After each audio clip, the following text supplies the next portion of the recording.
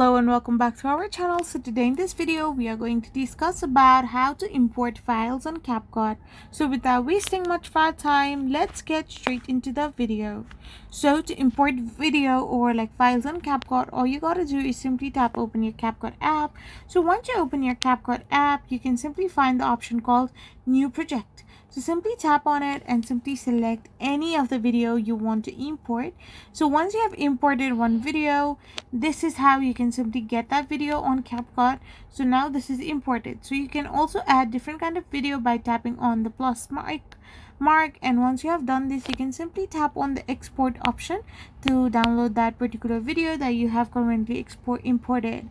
So you can simply add in different kind of animations, effects, and different kind of other options like text and audios to improvise this imported video. And this is how you can do that. I hope you found this video helpful, so don't forget to hit that subscribe button and do give us a thumbs up. We will be back again with more informative videos. Thank you for watching.